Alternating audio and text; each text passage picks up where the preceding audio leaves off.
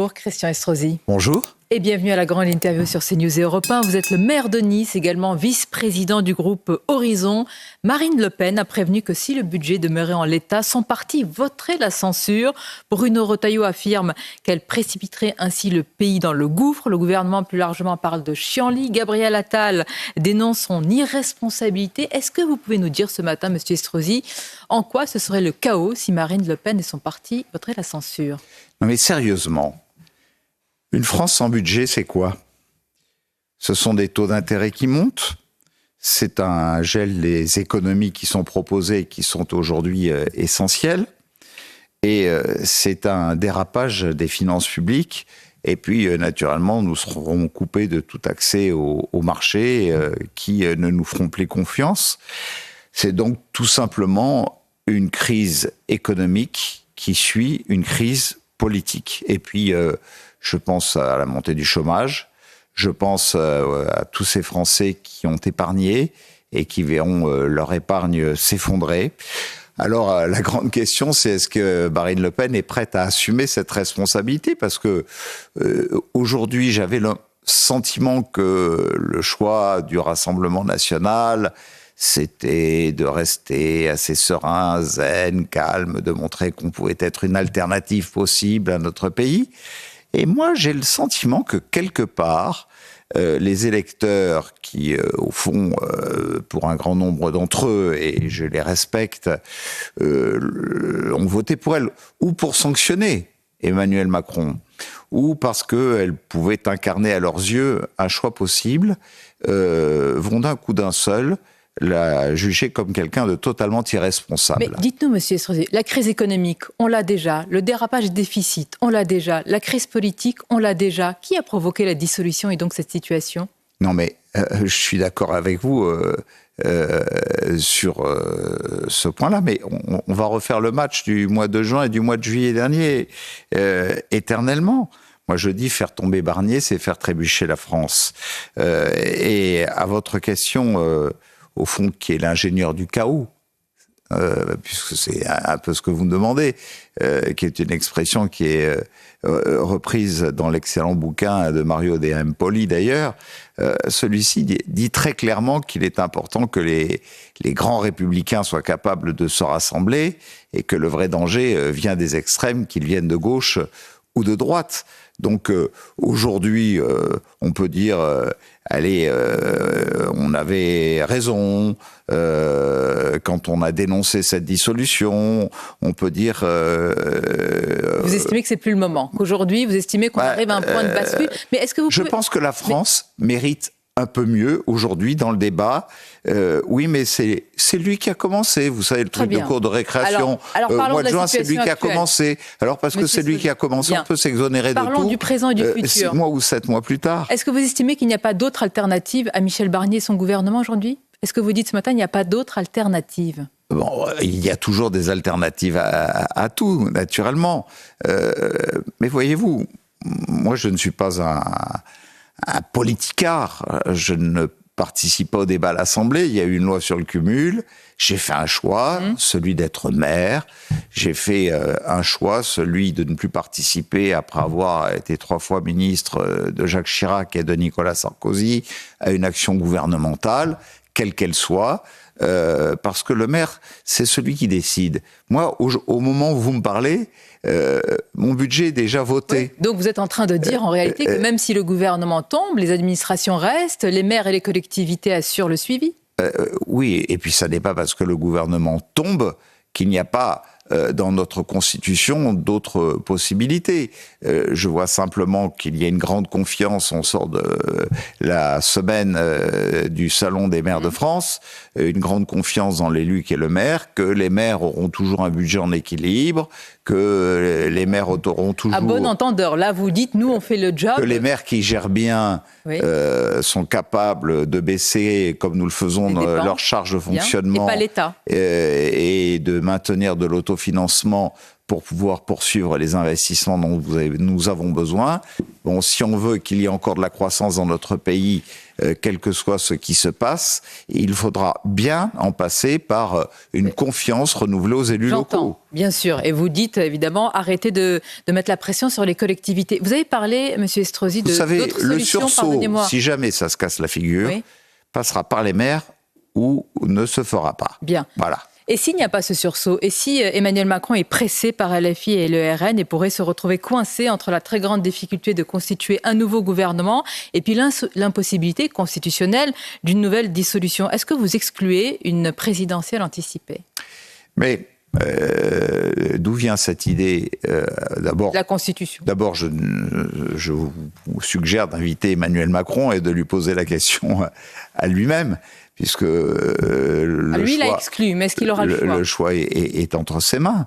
LFI et le RN essaient tous les deux de faire croire que si une motion de censure est votée sur le budget, Emmanuel Macron n'aurait pas d'autre choix que de quitter le pouvoir.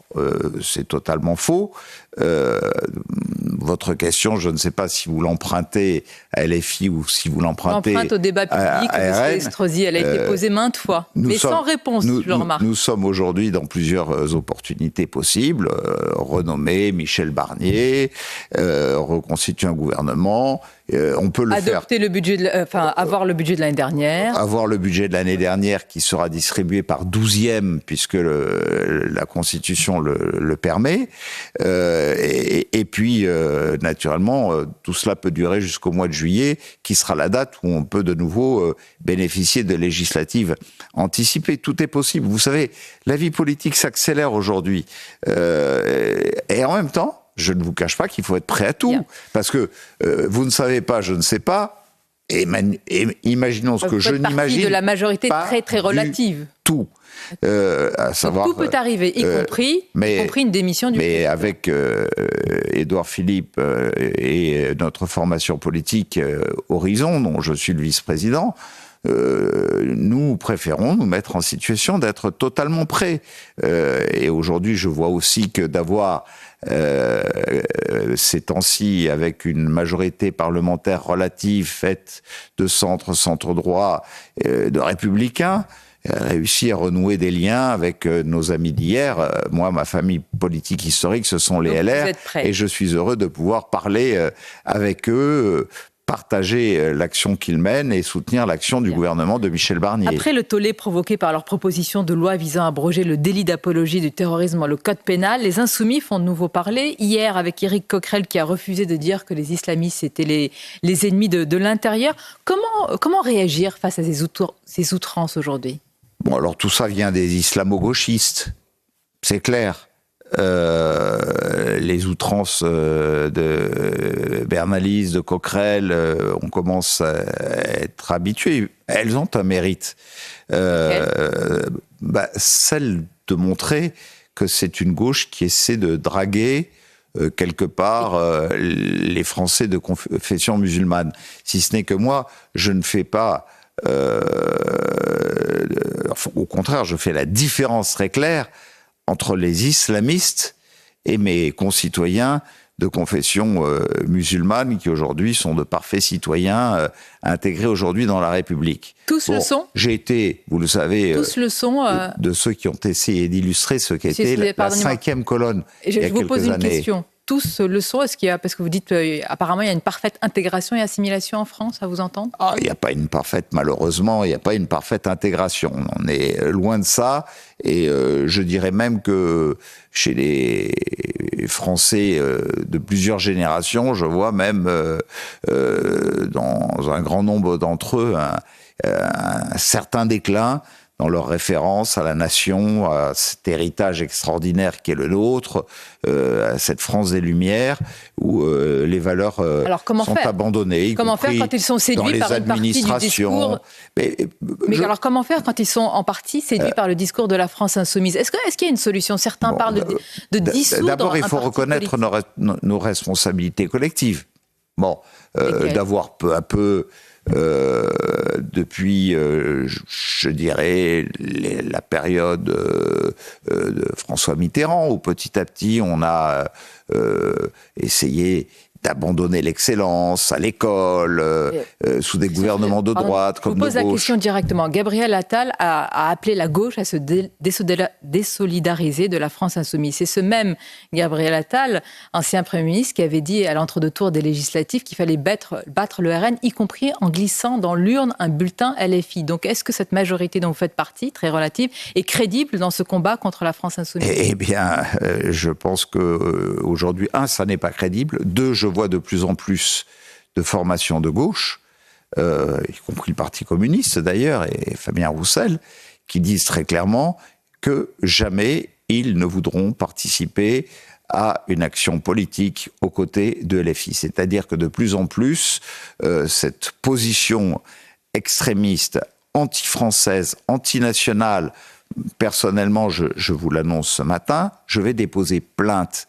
Je vais déposer plainte pour intelligence avec l'ennemi, je vais déposer plainte pour apologie, pour le terrorisme contre M. Bernaliste et M. Coquerel, parce qu'aujourd'hui, alors que nous voyons des citoyens qui, pour telle ou telle erreur, y compris Marine Le Pen d'ailleurs, et c'est la loi française, sont condamnés, l'apologie pour le terrorisme. Intelligence avec l'ennemi, je crois que c'est assez rare, hein, c'est-à-dire que c'est même une forme de trahison par rapport à... Et pourquoi ça n'est pas une trahison ? Je vous pose la question. Donc là, non, mais vous me posez la question, je vous la pose aussi, parce que je vous lis, je vous ai lu dans une très belle tribune dans le JDD ce dimanche. J'ai le sentiment que vous n'avez pas un regard sur LFI qui ne considèrent pas comme moi qu'aujourd'hui ce sont quelque part des ennemis, pas que de la République, de la nation. Mais je vous pose la nation. La nation française, ça a un sens. Faire nation, ça a un sens. Aujourd'hui, ce sont pour moi... Est-ce que c'est ainsi qu'on combat des idées quand ça infuse dans les urnes? Là, ce ne sont pas des idées. Est-ce que il y a bien des citoyens qui sont interdits de participer à des élections parce qu'ils commettent des infractions graves et qu'ils sont rendus inéligibles? Pardon, pour moi, défendre l'apologie du terrorisme en interdisant qu'on puisse être sanctionné pour apologie du terrorisme, eh bien, c'est sans doute une des infractions les plus graves qui soit, alors que notre pays a déjà payé un prix énorme face au terrorisme. Vous en savez quelque chose. Et j'en sais quelque chose. Évidemment. Alors, je vous pose la question directement. Et d'ailleurs, j'ai des associations des victimes du 14 juillet, qui sont prêtes à s'associer aux plaintes que je suis décidé à déposer. Et on pense évidemment à ces familles, à ces victimes, évidemment à leur mémoire et à ceux qui sont blessés. Alors aujourd'hui, politiquement, Marine Le Pen ou Jean-Luc Mélenchon, quelle est la plus grande menace pour la démocratie ?